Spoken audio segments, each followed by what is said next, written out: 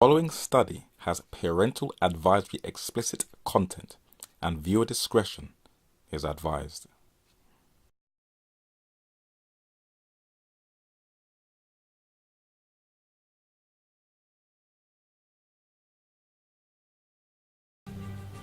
The Catholic Church secretly invests in the porn industry, and the Church of England also invests in pornography.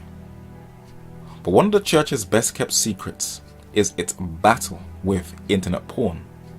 And because of the stigma attached to it both in the religious world and the secular world, no one is saying a word. For there is a huge addiction that is sweeping the Church, and many of the strongest soldiers are being taken down. And like the secular world, even Christian women are being addicted to pornography, where more than half of Christian men are also addicted to porn. There are pastors who are addicted to porn, but there are a few Christians who are making those bold steps to confront the issue, not in a brutal condemning way like many in the church do, but in a more Christ-like manner. And because the youth leaders are not theologically trained, from a little research, the narrator has discovered that Christian youth are also sexting. Even at the doors knows there is a pandemic in the church, and in a series titled Restoration, it wants to cover this subject on sexuality titled The Laws of Attraction. The narrator knows how powerful the law of sex is and what it does to the whole or entire body. The Bible tells us its magnetic pull. In Genesis chapter 34 verses 1 to 3 it says, "And Dinah or Dinah the daughter of Leah, which she bare unto Jacob, went out to see the daughters of the land. And when Shechem the son of Hamor the Hivite, prince of the country, saw her, he took her and lay with her or had sexual intercourse with her and defiled her." And what was the effect of that sexual encounter? Listen to the language very carefully and the words highlighted. "And his soul clave unto Dinah, the daughter of Jacob, and he loved the damsel and spake kindly unto her." Through an exchange of DNA, chemicals and heated passion, using the same wording as Genesis chapter 2 verse 24, cleave, sex had bound them together via invisible forces that we cannot explain. And many have titled this soul ties. But the narrator fully understands that there are many broken people, lonely people, many struggling with pornography, masturbation, or the guilt of having an affair. And as this study is titled Restoration and not Condemnation, there is a God in heaven who can remove all guilt, pain, strongholds, and rebuild that broken soul. Let me introduce you to the true God of heaven, and let us see his plan for each one of us. The 8th century BC prophet Micaiah, whose name means who is like God, says, "Who is a God like unto thee, that pardoneth iniquity, and passeth by the transgression of the remnant of his heritage? He retaineth not his anger forever." Why? Because he delighteth in mercy. In other words, it is an absolute joy to God to forgive us and to restore us. But it goes even deeper. He will turn again. He will have compassion upon us. He will subdue our iniquities, and thou wilt cast all their sins into the depths of the sea. This is how God deals with us individually. But I would still like to give warning, for there are some very skilled scuba divers in the church who go down into the depths of the sea and like to remind you of your sins that God has forgiven you. But don't worry about them. God is going to deal with them. There is nothing God cannot heal you from. And as the Irish poet Thomas Moore said in his classic hymn, "Come Ye Disconsolate," earth has no sorrow that heaven cannot heal.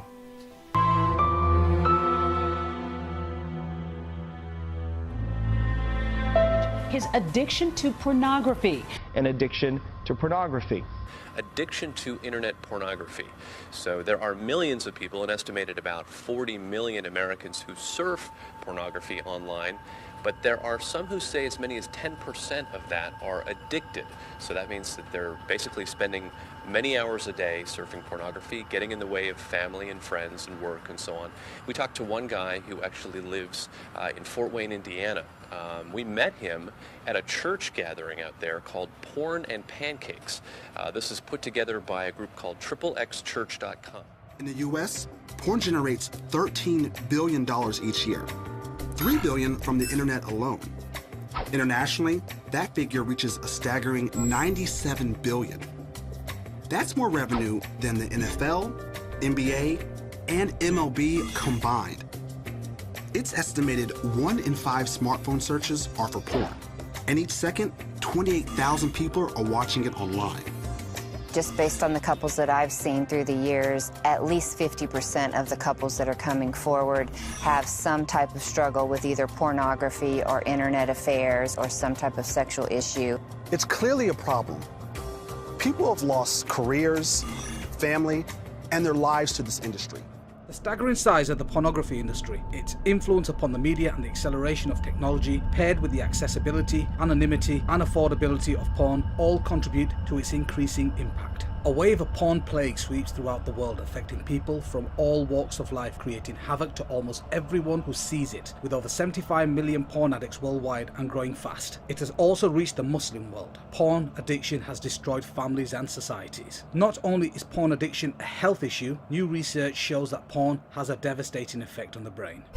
Shocking statistics show how a whole new society of problems has caused this growing world epidemic that has been blamed for high rates of divorce, child molestation, increase of rape cases and abuse against women and children. Big business. In 2006, the sex-related entertainment business estimated revenues were just under $13 billion in the US, according to the president of the Adult Video News Media Network. At that time, US porn revenue exceeded the combined revenues of ABC, CBS, and NBC. In 2007, global porn revenues were estimated at $20 billion, with $10 billion in the US alone. From 2001 to 2007, internet porn went from a $1 billion a year industry to a $3 billion a year industry in the US. It is estimated both global and US porn revenues have been reduced by 50% between 2007 and 2011 due to the amount of free pornography available online. Porn and the World Wide Web. Every second, $3,075.64 is spent on pornography. Every second, 28,258 people are viewing pornography. Every 39 minutes, a new pornographic video is created in the United States. 35% of all internet downloads are pornographic. 42.7% of the internet users view pornography. 30% of porn addicts are women and 70% are men. 1.5 billion pornographic downloads per month. Over 420 million pornographic pages. Over 13,000 porn movies produced every year, 4.2 million pornographic websites, 68 million daily pornographic search engine requests are related to pornography, 72 million worldwide internet users visit adult sites per month. In the US, internet porn pulls in $2.84 billion a year. The entire worldwide industry is worth $4.9 billion. In the US alone, 40 million Americans are regular visitors to porn sites. Social scientists, clinical psychologists and biologists have begun to clarify some of the social and psychological effects, and neurologists are beginning to delineate the biological mechanisms through which pornography produces its powerful negative effects. Scientists are just now, over the last decade, beginning to understand what pornography really does, how it affects our brains, and psychologists are understanding how it affects our behaviors, and sociologists, our society. And so we're just beginning to understand that it can be just as addictive as drugs, as hard drugs. And we'll explain how, because I know that there's some skeptical eyes out there kind of thinking, wait a second, drugs? Really? I don't sniff it, I don't inhale it, I don't inject it. How is pornography like a drug, guys? The largest group of internet porn users is youth, ages 12 to 17. Do you know what the average age of exposure is for pornography? 11 years old. 11! And 9 out of 10 youth ages 8 to 16 have seen it. So we know what it is. We know what it is. We're not here to define it. Get this. Every second, now, 30,000 people are viewing online pornography. And what was the largest group of internet porn users? 12 to 17. So you see how a lot of those are there. And girls, watching this right now, listen up. A lot of you tune out for topics like this. You can think, okay, it's a guy's issue. It's not my issue. Recent statistics show that 30% of addicts are women. That number has skyrocketed over the last decade, and it's growing. So current research is showing that pornography is a drug, and that it can lead to addiction. But some of you are looking out there going like, well, how? It doesn't make any sense. How? Again, I don't sniff it, I don't smoke it. Well, how? Let me show you.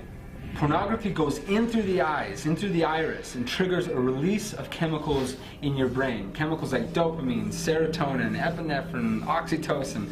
Now, this is a science class, but you may have heard of some of those. Now, these are natural chemicals that your body produces. These chemicals are needed. When you do drugs, hard drugs, or look at pornographic material, your brain is overloaded with these chemicals. After you keep looking at porn, your brain gets used to those high amounts and builds up a tolerance. Those same images that once gave you a rush don't have the same effect anymore. In order to get that same rush, it not only takes more of it, but it also takes a more hardcore version of it. Your brain becomes dependent on that rush of chemicals and literally rewires itself to think that that's normal. And so you cannot function without it. An addiction, online pornography. So 12 to 13, all the way up to probably 14, it was kind of there, uninterrupted. I became almost numb to it. Meaning what? It became such a part of my pretty much daily routine. It was automatic. It was automatic, yeah, exactly. Nathan is far from alone. There is still little research on just how many U.S. kids are addicted to online pornography, but one study reports exposure can begin at a very young age, for some as young as 8 years old. I was first introduced to pornography when I was in 3rd grade. I had a friend named Spencer at school who told me about a website. The first time I looked at pornography, I think, was either in 5th or 6th grade. I was over at a buddy's house, and a bunch of us were all just hanging out, and decided to get on the computer, and didn't really know what was going on, but all of a sudden, we're just looking on the internet. Next thing I know, he's going on a website and just started looking at porn.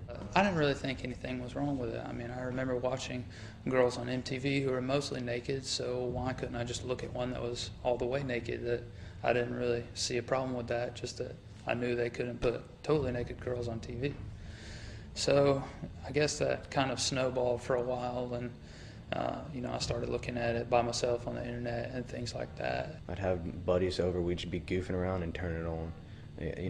All just hanging out, playing video games, and kind of bored, stop playing video games, and oh, well, let's look at this, change the channel, and you're watching that, and it's just kind of like a joke.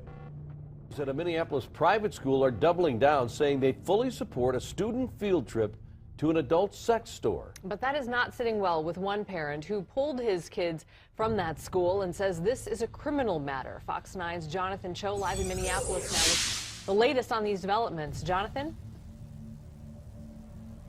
Yeah, Amy, after pulling his 3 children from the school last week, this dad filed a complaint with Minneapolis police today, accusing some of the school leaders of exposing minors to pornographic material. And he's now considering his legal options.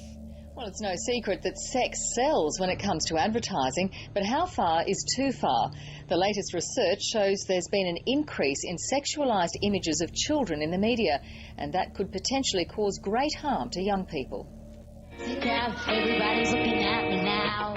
You don't have to look hard to find sexualised images of children in popular culture and advertising. A conference on children and the media has been told sexualised images of young people are taking a terrible toll. We're seeing children engaging in disordered eating behaviour in primary schools, which is of great concern. And we certainly have the impact of these images on desensitising children to sexualised behaviour and particularly aggressive behaviour. Professor Louise Newman says the latest UK government research shows an increasing number of children worried about their body image, and they're becoming sexually active earlier as they're exposed to an unprecedented amount of sexualised images of children. She says kids under 8 don't understand the impact of these images.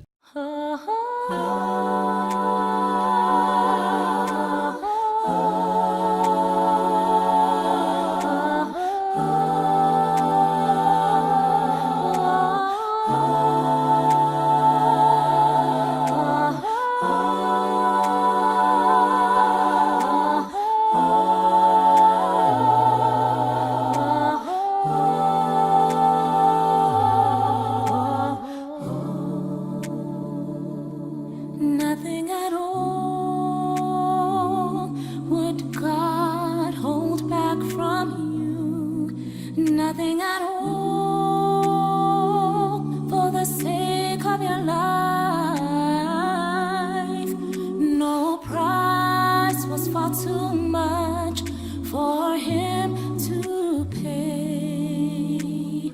God withheld from you nothing at all. Nothing at all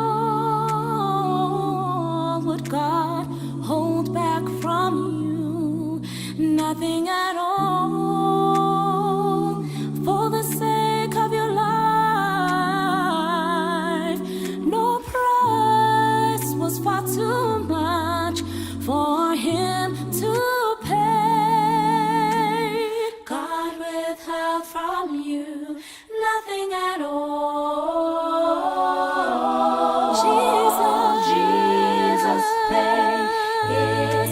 Ooh, he paid it all when he hung upon the cross.